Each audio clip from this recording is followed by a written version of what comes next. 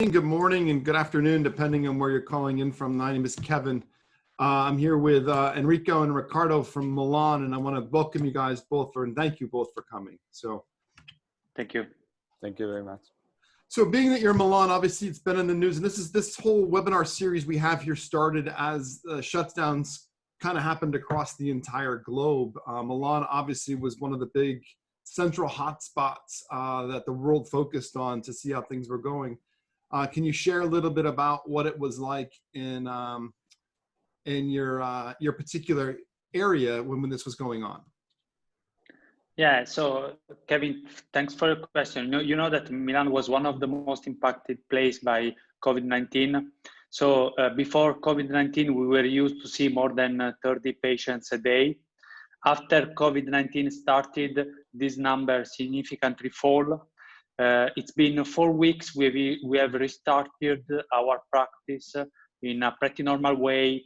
And actually, we have also noticed that a lot of our patients with neovascular MD had a significant worse outcome because of the delay in care. So that's a good point. So, Riccardo, it's almost like we did a clinical trial on a different type of treat and extend. Can you elaborate a little bit more on some of these outcomes that you've seen?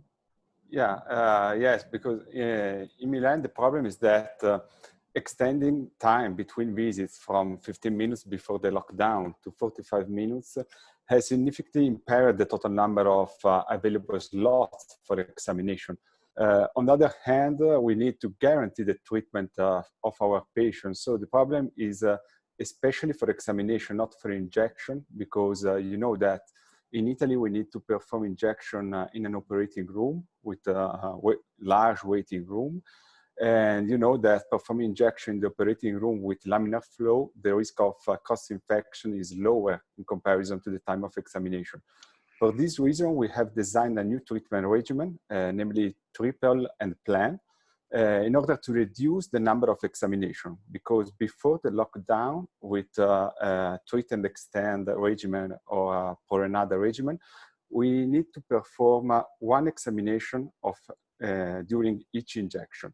Now with triple and plan regimen, we perform one examination and we plan directly for injection with an interval of 4 weeks. And at the time of the third injection, we evaluate again the patient and we can extend or reduce the time between injection, performing only one examination every 3 injections. So one examination every 3 months.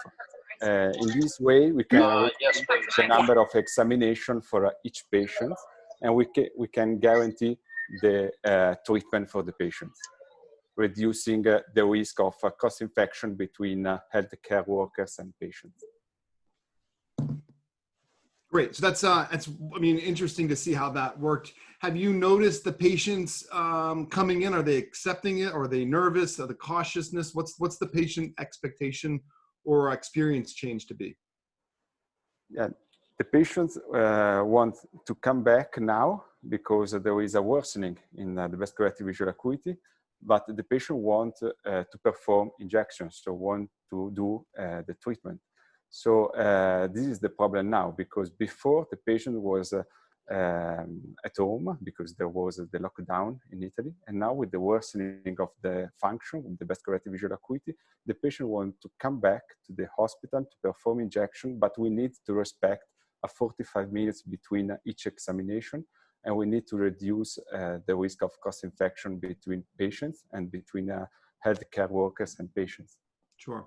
And Enrico, I refuse to refer to this as the new normal because I do believe at some point we will go back to a different version of what we have today. But how long do you foresee these changes being implemented, or do you think this is going to become the normal process that we go through? So that's a good question, and that's also a very difficult question. I will say that it's been 4 weeks. It's pretty normal, the situation, even in the hospital, but maybe to come back to a true normal situation, it will be needed at least 1 year. Okay. Well, I think we're going to start with your talk, Enrico. So I do look forward to listening to it and seeing how we're going to go through it. Before we start that, we're going to go ahead and ask a few poll questions. So one is, how long have you people, the audience here, been using OCTA as a device? So we go ahead and answer that. We have a couple after this. And just another heads up for the housekeeping for all of the members that are watching is if you do have questions, please type them into the Q&A session. We will be answering these questions both in between and after the final presentation. So let's go ahead and broadcast that first answer there and see how we did. So it looks like most people for over a year, with still a fair number of people not utilizing this technology yet. So we have one more question here, I believe. Here we go. So in which pathologies do you routinely use OCTA? And you could check multiples of them as you go through it. So we'll be curious to see how this changes based upon the images that you have to show. I know you guys have an extensive imaging lab that I've been able to see and look at. And you have about every tool under the sun. So it's interesting to see how you guys have utilized this technology. So I'm going to go ahead and we'll mute our cameras and then go ahead and listen to your talk, Enrico. And I really look forward to it. And we'll be back to answer questions in just a minute here. We can see exudative AMD is the #1 spot that people are using this for. Let's see how that changes as we go along.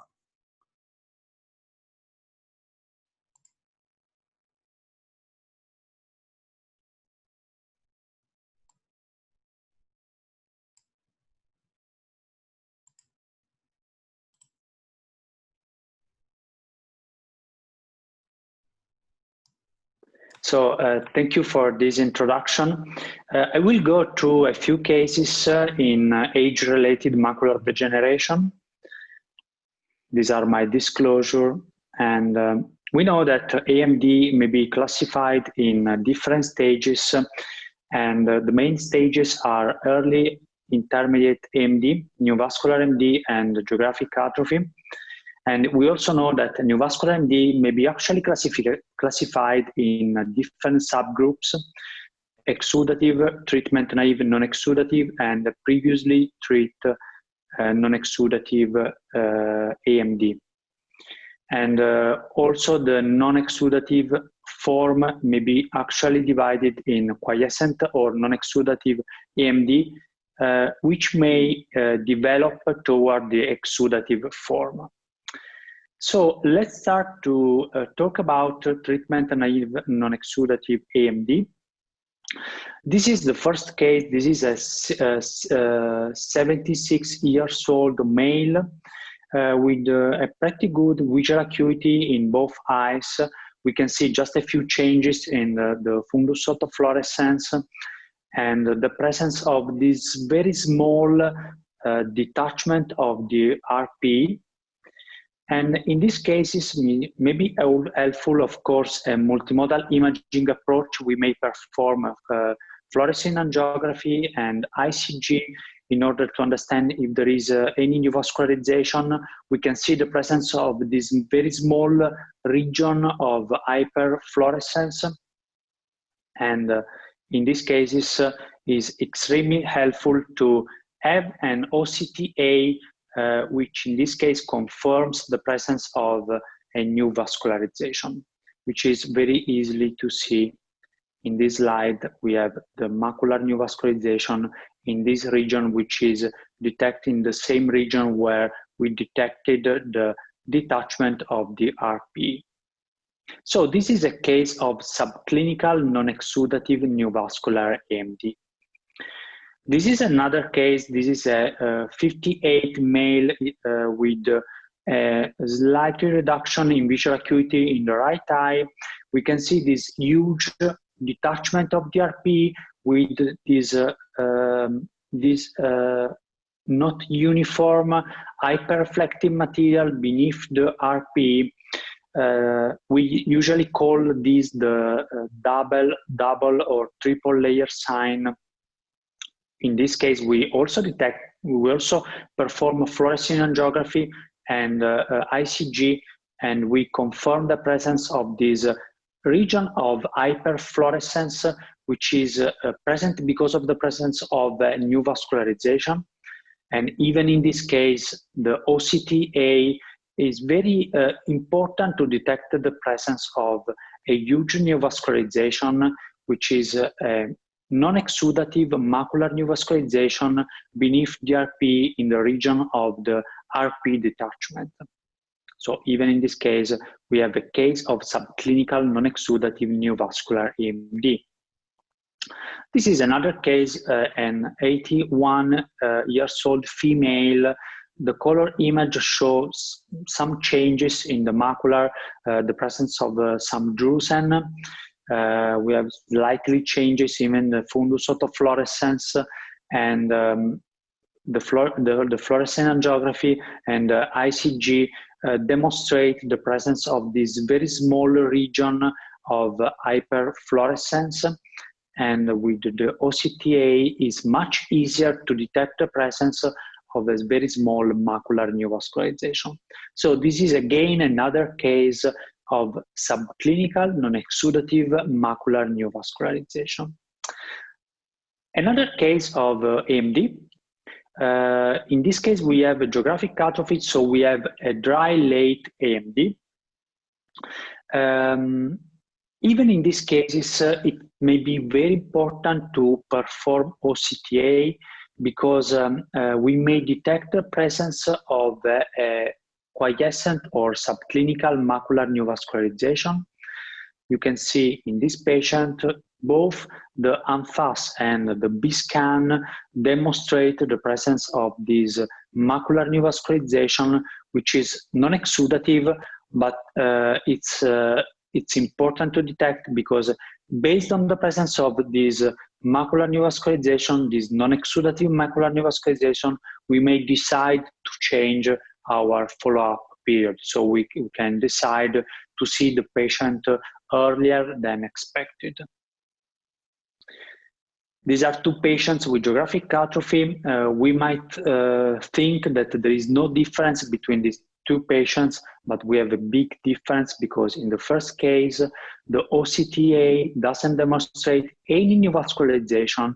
In the second case, we have a huge non-exudative macular neovascularization. It is important again to detect the presence of macular neovascularization in eyes with geographic atrophy because we may change the time of follow-up in these patients. And in this very nice paper by Capuano et al., the authors demonstrated that actually the quiescent or non-exudative macular neovascularization occurring in eyes with geographic atrophy has some clues, some characteristics which are different than the macular neovascularization detected in eyes without geographic atrophy. This is another case with geographic atrophy. We can see the enlargement over time of the region of geographic atrophy, and we can also see the presence of a very small region with sparing of the RP.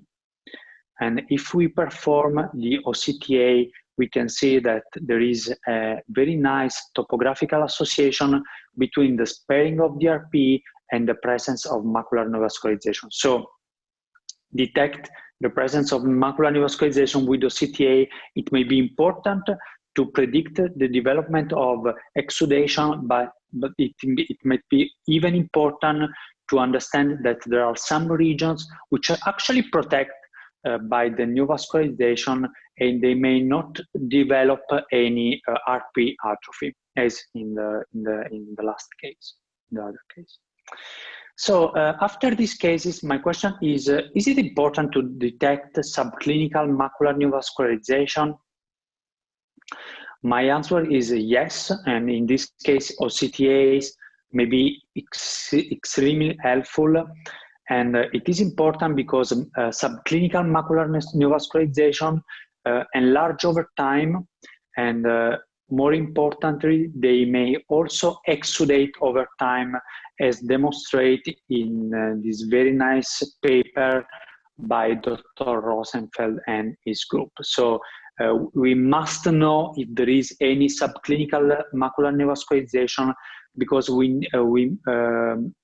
need to know that this patient may exudate over time, and we may decide to change the time of their follow-up. This is a case from our clinic, and you can see that after 14 months of follow-up, this case developed exudation, and of course, the clinical care in this patient changes, because in this case, we start with anti-VEGF. So I will go to other few cases, and before starting with these few cases, I have a question, and I will try to answer to this question. My question is, does subretinal fluid mean exudation? Let's see. So this is the first case. This is a patient with bilateral intermediate MD. The color image shows the presence of some drusen, some even big drusen, and OCT is able to detect the presence of subretinal fluid in the left eye, but actually even in the right eye. So should we treat? Should we perform other imaging modalities in this patient? We decided to perform OCTA, and you can see that actually is not detectable any flow in the region below the RPE in both the right eye and in the left eye, as it is nicely evident both on B scan and in the ANFAS scan of the OCTA. And even the ICG confirms that there is no new vascularization in this case. So we have subretinal fluid, but we do not have any evidence of new vascularization. This is extremely important because in this case, we will not go through any anti-VEGF injection. So we will just follow up the patient without any treatment. So the presence of subretinal fluid doesn't mean presence of new vascularization. This is another case, patient with exudative neovascular MD in the right eye. This is the right eye, and the OCT shows the presence of a very small quantity of subretinal fluid. It looks pretty similar to the case before, so we should treat, we shouldn't treat. Again, we must perform OCTA. In this case, it is easily evident the presence of new vascularization, and you can see that the new vascularization is also evident on the ICG, and we have the overlap of the two images. You can see the new vascularization, which is evident on both the OCTA and on the ICG. So even in this case, even if in this case we have a small quantity of subretinal fluid, in this case we do have the new vascularization. So we will go to treatment. Another case, 81 years old male with a reduction in visual acuity in the left eye. The structural OCT demonstrates the presence of a huge detachment of the RP with some intraretinal fluid over this detachment. Again, should we treat? Shouldn't we treat this patient? We should perform any other imaging modality. In this case, again, we will perform OCTA. You can see that even in this case, even if we have the presence of the intraretinal fluid, we don't actually have any evidence of new vascularization under the RP. And this is confirmed by both the ANFAS OCTA and the ICG. So even in presence of intraretinal fluid, we must remember that in these cases, we might not actually have any new vascularization. So in this case, we will not go through any treatment. So again, this is our classification This is just to remember that even in cases with early or intermediate MD, so in cases with just drusen, we may have the presence of subretinal fluid. So subretinal fluid doesn't mean exudation, doesn't mean the presence of neovascular MD. And OCTA may be extremely helpful in these cases.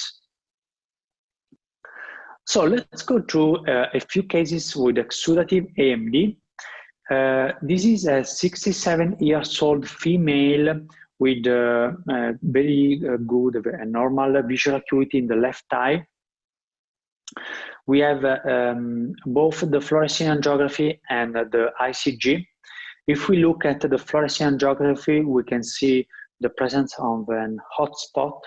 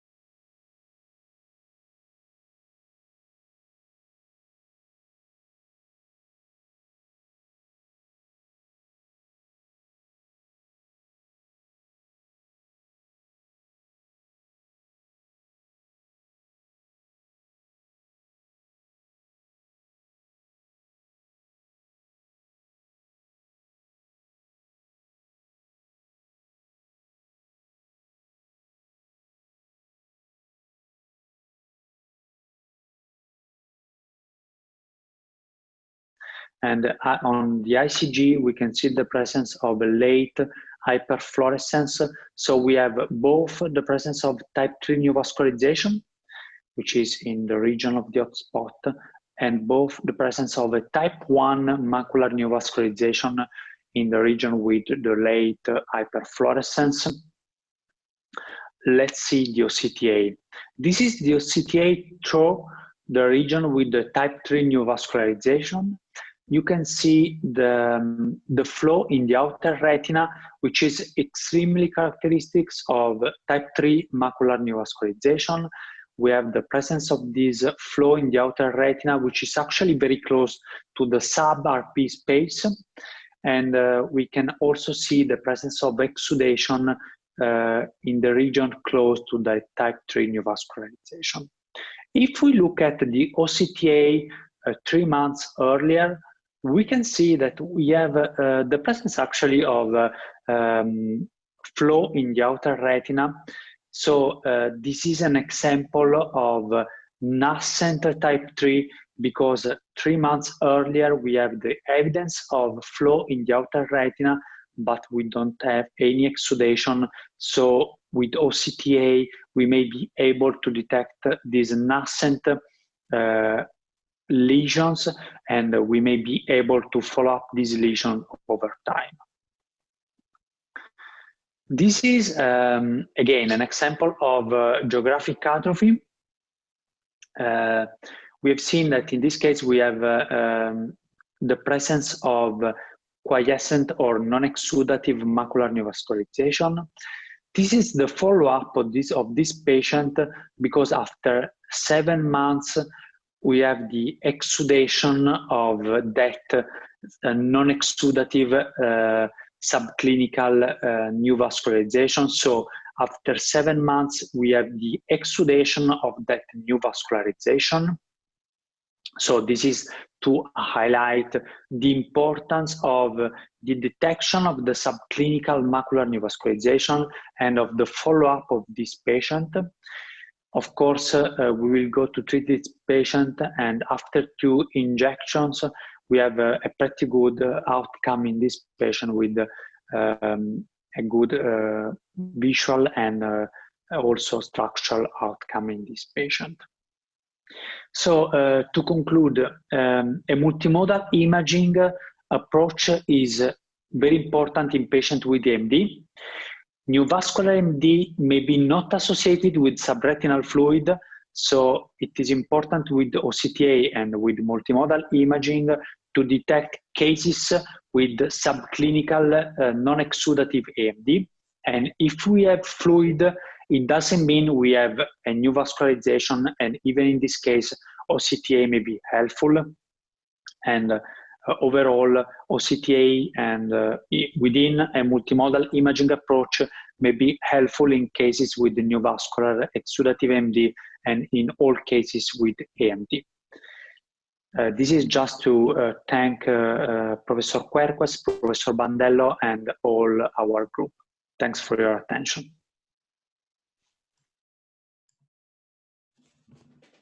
That was an excellent presentation. Thank you so much for delivering it. So a few questions are coming in, and I have a few questions myself. So if you can go ahead and get your videos back on here. Here we go. So you showed a variety of imaging techniques and everything, but not only that, you also showed a variety just inside the OCTA of using en face and flow overlay. How often do you look at the flow overlay and looking at the actual spots for where flow is in comparison to the en face image? So that's a good question. I will say that in all our cases, I usually see both the B-scan and the en face scan for the OCTA images, because using the en face is useful to have some information, as an example, the size of the new vascularization or other information. But if you look at the B-scan, it's very helpful to see if there is any mistake in any projection artifact or any other artifact. So you should look at both of them. Okay. Yes, I think also that it's very important to see the B-scan with flow, because in using B-scan with flow, you can compare structural OCT information with flow of the OCT-Angiography information. So for example, if you look at Nash type 3 neovascularization that Enrico has shown you, you can see the presence of a hyperreflective spot on the structural OCT, and you can check if there is flow inside in the hyperreflective spot. Okay. So one of the questions here are the red dots that are indicating flow that were along the RPE. Is that an artifact, or do you think that's truly seeing flow there? So that's one of the reasons why we usually look at the B-scan, the OCTA B-scan. It may happen that we have some red flow into the RPE. This is because of a projection artifact, but if we look at the B-scan, we are able to exclude it. Okay. And then one question on here is, do you recommend that patients with non-exudative AMD take nutraceuticals? Yep. We usually use antioxidant molecules in these patients. So another question is, you obviously talked a little bit about some of your management during COVID. So patients that were non-exudative, how many of them reappeared after the pandemic that you saw them and had switched into an exudative form? That's a very good question. Many of them, I would say some of them, probably they would appear earlier without the COVID-19.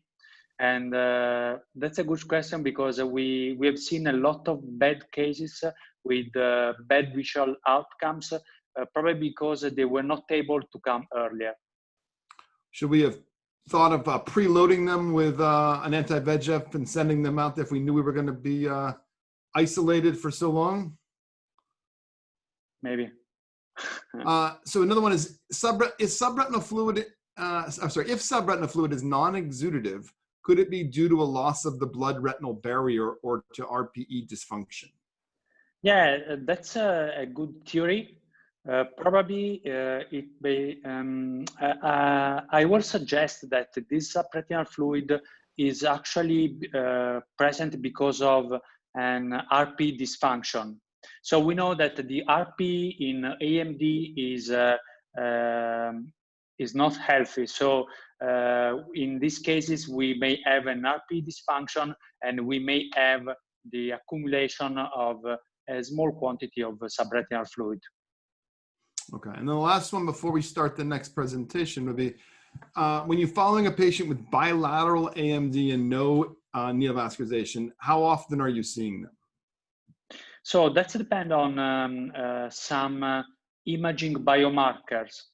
As an example, if you have hyperreflective intraretinal foci or other imaging biomarkers which were associated with the development of macular neovascularization, in these cases, I usually see patients more frequently, every 2-3 months. Otherwise, I usually see patients every 6 months. Okay. And the same with you, Ricardo? Yes, the same, of course. Okay. We have two of Milan's from San Rafael Hospital's brightest here, so it's always good to get an understanding of how you guys are doing it. So one question we have here to ask the audience again is, since incorporating OCT in your practice, those of you that have, how has it affected your fluorescein angiography, your FA usage in doing so? And I would imagine that this is even more so during the pandemic as we're coming back, because it's an easier, faster process with less patient contact. But we'll be interested to see how this has changed since people incorporated OCTA into their group. Did you both notice a strong decline when you added this technology? Yeah, Yeah. definitely. Maybe this decline was was greater in patients with AMD than in patients with diabetic retinopathy, because we have still some difficulties in evaluating using OCTA patients with diabetic retinopathy, but for sure this is very, very useful in patients with AMD, and we had the decline in using fluorescein angiography in these patients. All right, so it seems we're all over the place here, but the largest grouping, it looks like, is about 50%, but still some remain, I mean, almost 11% remaining the same. So it's a little all over the map here. Always interesting to see how the audience is using it, and more so just the theoretically. So again, Ricardo, we're going to have your presentation now. I'm going to go ahead and mute my video again, and we'll be back to answer questions again. Again, the audience, please put your questions in the Q&A if you have any for us to go over.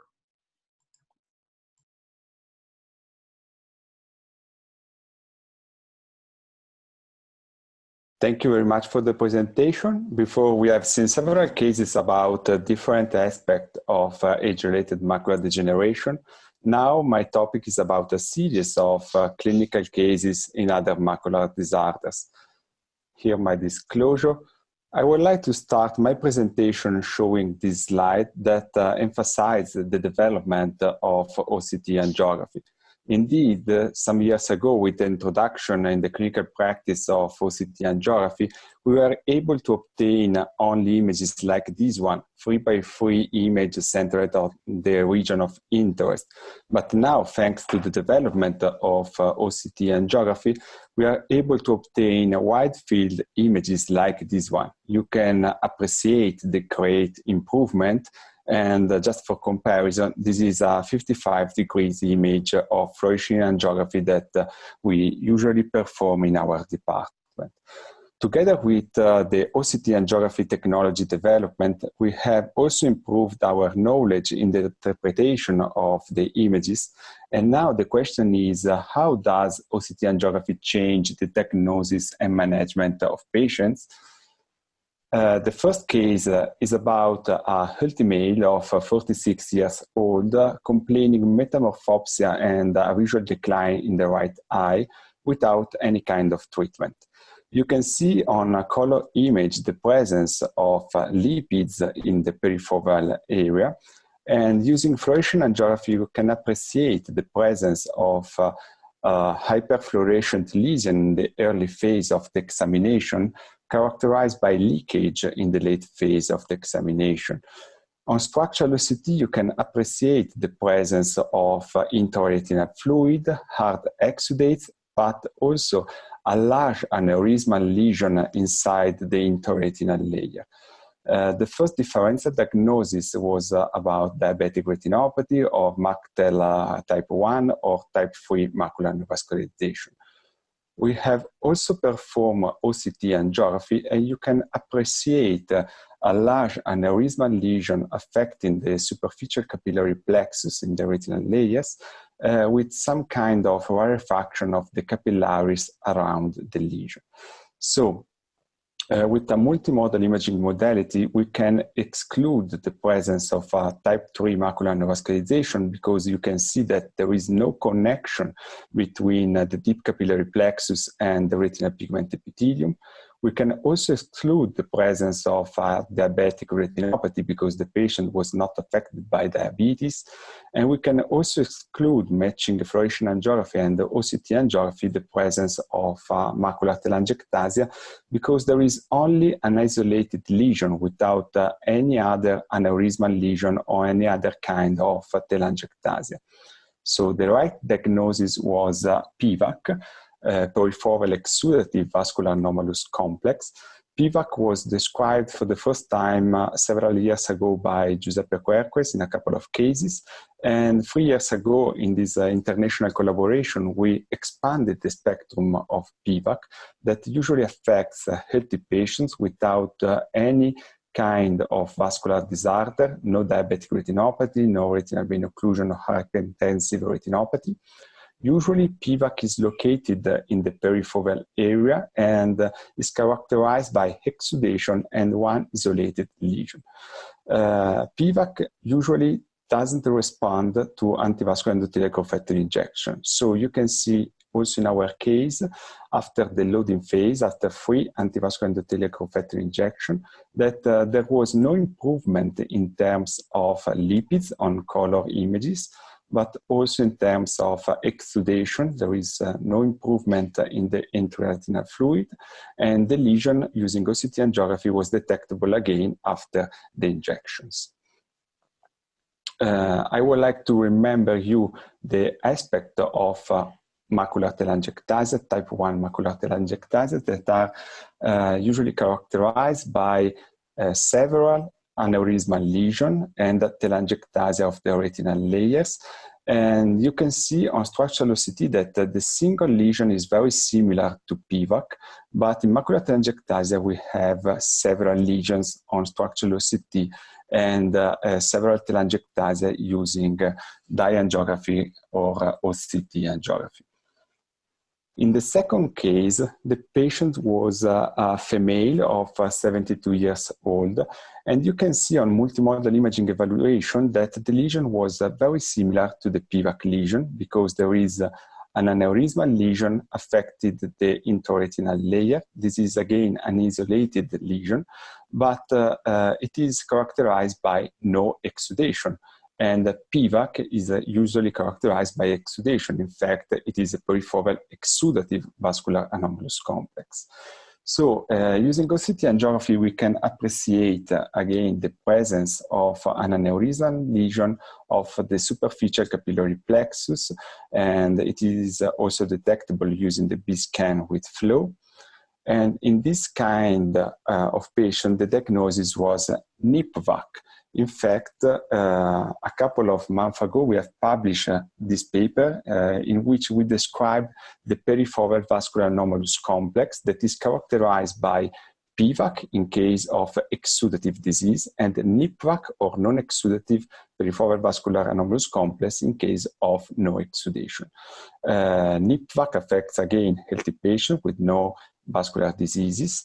It is an isolated lesion, and the NIPVAC could represent the pre-exudative stage of PVAC.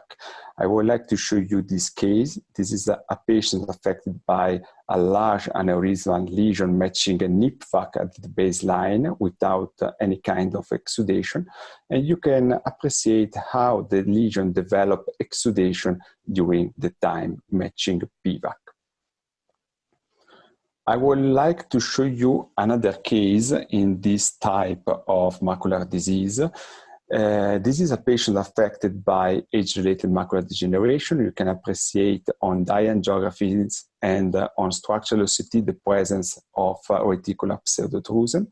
And the patient was affected by 2 PVAC lesions. You can see here 1 and 2 aneurysmal lesion affected the intraretinal layers with exudation. But you can also appreciate another lesion that is close to PVAC lesion, but different. In fact, this is a Nash type 3 choroidal neovascularization or macular neovascularization. Nascent type 3 neovascularization is a very early stage of type 3 neovascularization that is characterized by the progression from the deep capillary plexus to the retinal pigment epithelium. You can appreciate that PVAC lesion is not connected to the retinal pigment epithelium. On the other hand, nascent type 3 neovascularization progress with a downgrowth progression from the deep capillary plexus to the retinal pigment epithelium. And also OCT-Angiography is very useful in the detection of this kind of lesion. You can appreciate the flow between the deep capillary plexus and the retinal pigment epithelium in nascent type 3 neovascularization.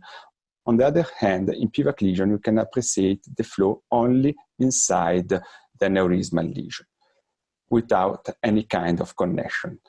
Just for a reminder, nascent type 3 neovascularization is characterized by this downgrown progression from the deep capillary plexus. You can see here an hyperreflective foci in the intraretinal layers with the detectable flow using OCT angiography, and you can appreciate the progression from the deep capillary plexus to the retinal pigment epithelium. That is the main feature of nascent type 3 neovascularization.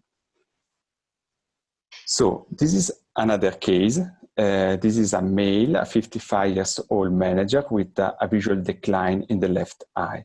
Best corrected visual acuity was 2063. You can appreciate on fundus autofluorescence several alterations of the retinal pigment epithelium. And on structural OCT, you can see the presence of subretinal fluid, a pachychoroid with pachyvessels, but you can also see the presence of a flat, irregular pigment epithelium detachment with a kind of double layer sign inside this pigment epithelium detachment. So the first diagnosis was central serous chororetinopathy, and the proposed treatment was eplerenone. We also perform dye angiography and also OCT angiography, and you can see how the patient was affected by a large type 1 choroidal neovascularization that was detectable using OCTA. And for this reason, the diagnosis changed from central serous chororetinopathy into central serous chororetinopathy complicated with a choroidal neovascularization. And also the management of the patient changed because now the right treatment is antivascular endothelial growth factor injection. So OCT angiography was very useful in this case to detect the CNV and to change the management of the patient. This is another case, very similar. Again, a male of 55 years old with a visual decline from 1 month. You can appreciate on structural OCT, again, the presence of subretinal fluid, a pachychoroid with pachyvessels, but no pigment epithelium detachment. The first diagnosis was central serous chororetinopathy. The proposed treatment also in this case was eplerenone. And also in this patient, we perform dye angiographies. You can see the hotspot in the late phase of ICGA. And using OCT angiography, we were able to exclude the presence of a choroidal neovascularization. So in this case, multimodal imaging evaluation and OCT angiography confirmed the diagnosis, and then we treated the patient by eplerenone.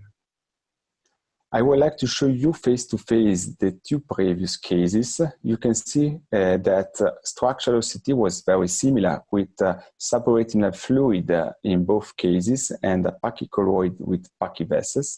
But in the left eye, you can appreciate the presence of this flat, irregular pigment epithelium detachment and also the presence of a large choroidal neovascularization. So very similar aspect on structural OCT, but different disease and different treatment. In fact, on the left, in the case of on the left, you need to inject the patients with antivascular endothelial growth factor injections. In the patient on the right, you need to avoid the injections. And I would like to remember you that this flat irregular pigment epithelium detachment is a very very, very common sign in chronic forms of central serous choroidiopathy in about 60% of cases.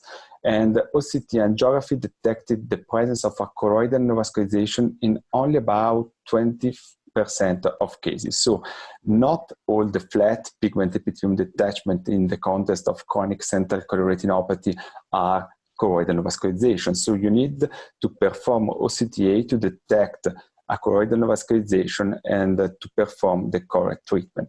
And in these very useful papers, OCT angiography detected CNV more frequently than the other imaging modalities, including fluorescein angiography and ICGA, with a higher level of sensibility and specificity in the detection of a choroidal neovascularization. This is another case with thickening of the choroid, subretinal fluid, and intraretinal fluid. But in this case, the patient was a female, a young female, affected by myopia and an acute visual decline in the right eye. The patient was seen in another hospital with a diagnosis of central serous choroidiopathy, and the patient was treated by eplerenone. After 1 month, you can appreciate the improvement in terms of subretinal fluid, but the patient was not has not shown any kind of improvement in terms of best corrected visual acuity. So the patient was referred to our center for another opinion. We perform structural OCT. You can appreciate the presence of Schwemm, subretinal hyperreflective material, and subretinal fluid. Using OCT angiography, we were able to detect the presence of a large choroidal neovascularization, but we perform also dye angiography. You can see on fluorescein angiography the presence of a type 2 choroidal neovascularization with leakage in the late phases of the examination.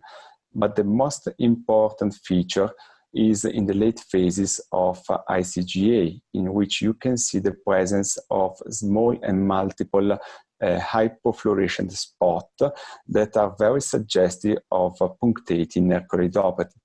In fact, in these cases, the diagnosis changed from central serous choroidopathy into punctate inner choroidopathy complicated by a type 2 choroidal neovascularization. We treated the patients by an antivascular endothelial growth factor injection, no steroids in this case because the patient came to our hospital 3 months later, 3 months after the acute phase. And you can see the great improvement in terms of subretinal fluid, in terms of resolution of Schwemm, and a great improvement in terms of best corrected visual acuity. I would like to show you another case, another female affected by myopia with an acute visual decline in the right eye. In this case, you can appreciate the presence of a large hemorrhage and again the presence of subretinal hyperreflective material using structural OCT. The first diagnosis was a myopia complicated by a choroidal neovascularization, and the proposed treatment was antivascular endothelial growth factor injection. But in this case, we performed OCT angiography that excluded the presence of any kind of a choroidal neovascularization. So the management of the patient changed thanks to OCT angiography, because in this case, the diagnosis was not a choroidal neovascularization complicating myopic patients, but myopia with a simple bleeding. And then the treatment was only wait and see the patient without any kind of injection. In fact, 1 month later, with no treatment, the patient came back, and you can see the resolution, complete resolution of the subretinal hyperreflective material and the resolution of the hemorrhage with a great improvement in terms of best corrected visual acuity. I would like to show you these 2 very similar but different cases.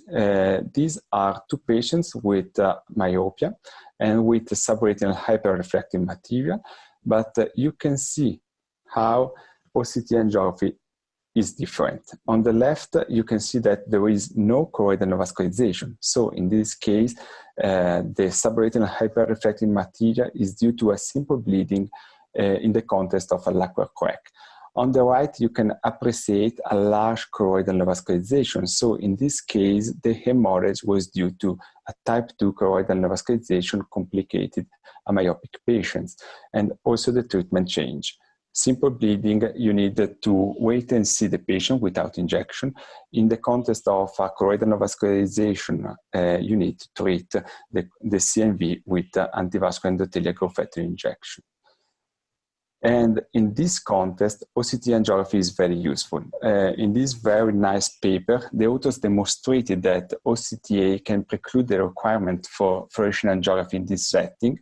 So if you have a bleeding in a myopic patient, you can perform only OCTA, and you can exclude or confirm the presence of choroidal neovascularization thanks to OCTA, and you can manage correctly the patients. In conclusion, multimodal imaging evaluation is fundamental for the correct management of patients.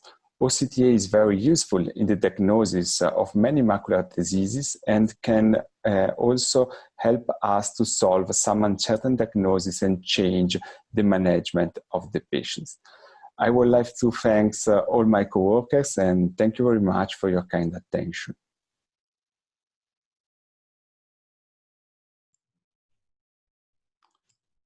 Another excellent presentation. Thank you for sharing.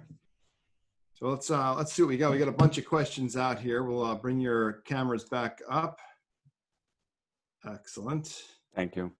So the one question has been asked a couple different ways, so we'll ask it. So one is, does focal laser work on PVAC, and what is the suggested treatment for PVAC? So we can kind of answer the same way. A focal laser is not, well, we might learn what it is. Yes, focal laser works on PVAC lesion, but the problem is the localization of the PVAC lesion, because several times PVAC lesion is located very close to the fovea. So in that cases, you cannot perform a focal laser because you can induce a damage of the foveal area. So if the lesion is far from the fovea, you can perform a focal laser. Because focal laser works very well in PVAC lesion with the resolution of exudation, resolution of intraretinal fluid, and the closure of the neurismal lesion.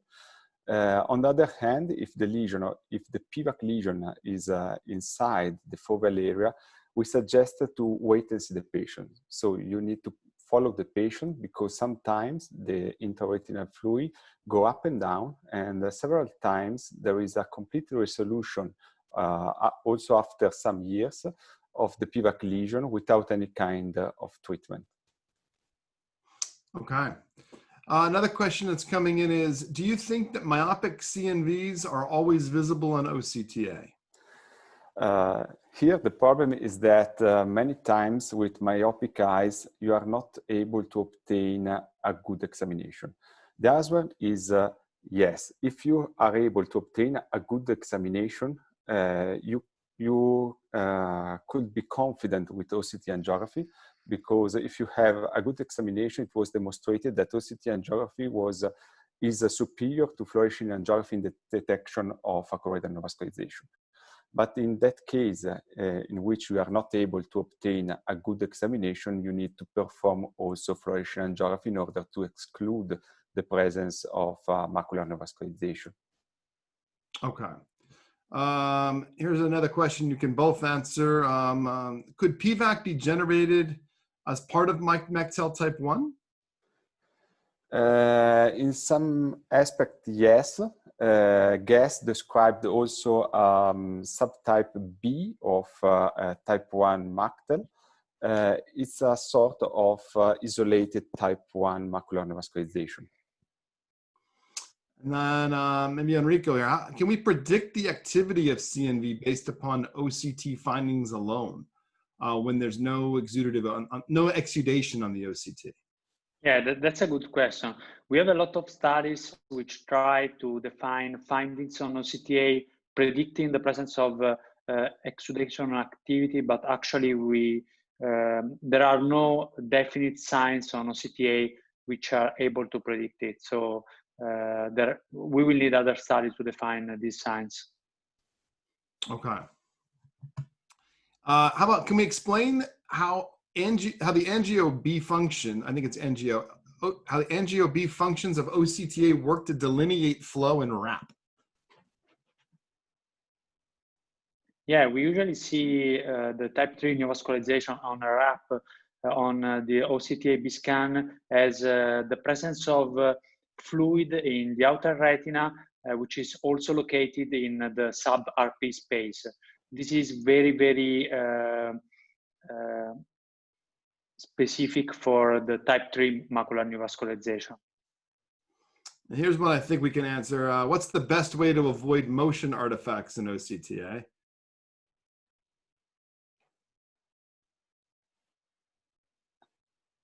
Nobody wants that one? Yeah, sorry. Yeah, the problem is the motion artifact in OCTA because sometimes, for example, in myopic patient, it's not easy to obtain a good image. I think that you need to inside the patient to look in the middle, and you need to collaborate with the patient, and you need to perform also several times the examination until you can reach a good image and a good examination in order to obtain a good segmentation without motion artifacts. And I'm assuming you're using the tracking feature as well. Yeah, that's an important point. Yeah. The eye tracking system is very, very helpful in these cases. So this is the best way to reduce this kind of artifact, of course. Yeah, we always use the tracking system. Yeah. So why? I'm sorry. How do you explain the presence of fluid if it's not CNV? And would CNV just not be detectable or below the threshold of detection of OCTA? So maybe this is referred to my cases.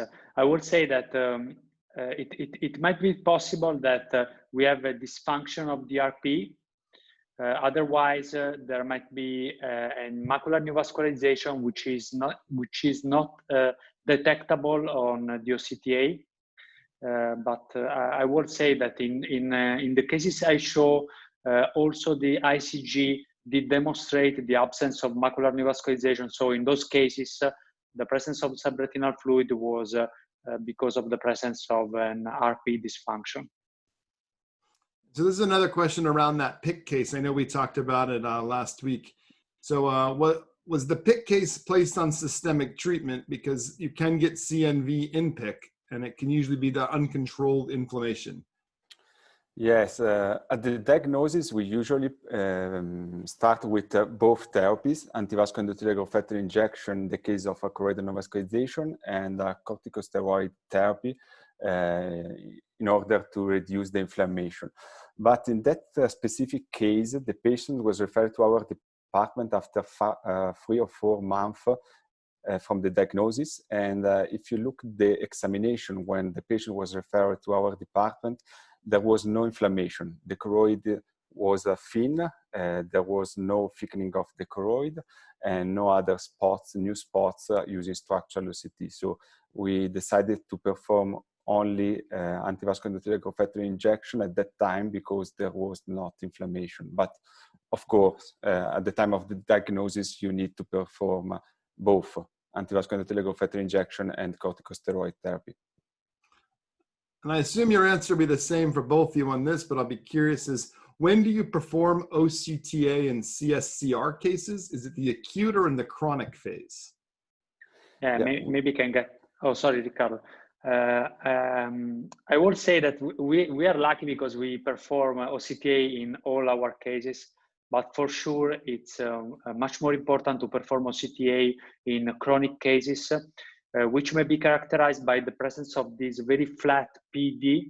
In this case, OCTA may be helpful to detect the presence of macular neovascularization. And last one before we let you guys go. And again, thank you again for your time. And audience, you will get a survey at the end of this that we would like you to fill out to help us create some content going forward. There is a follow-up question to see if those answers change. But while they're answering that question, there is, would you guys treat nascent type 3 prior to intraretinal fluid occurring? Sorry, I've lost your question. I'm sorry, would you treat a nascent type 3 prior to intraretinal fluid? No, not now. We usually follow the patients also every month. And if you see the progression from the deep capillary plexus to the retinal pigment epithelium, we start the treatment when there is the connection with the retinal pigment epithelium, because usually you have exudation when there is disconnection. So when the flow arrives to the retinal pigment epithelium, there is first signs of exudation in terms of intraretinal fluid. And then there we started with the antivascular endothelial factor injections. Great. Well, I want to thank you again. If you want to, you can read the chat board yourselves, and there are just comment after comment of what a great presentation this was from the audience. So I thank you, and I think we all learned something from this during this time. I hope you guys get a chance to relax and unwind during this weekend as it comes up, as you had a lot going on over the last few months. And it's for sure great, very great to see how much this has changed now from what people were thinking they would use this for to what they are now. So you've really made an impact and what people believe this technology is going to be used for. So again, thank you for the audience. We do have another session coming up, as you can see, next week. We look forward to everybody joining us again, and thank you again for your time. I hope everyone has a great rest of the week and the weekend. Thank you. Thank you very much. Bye-bye. Bye-bye.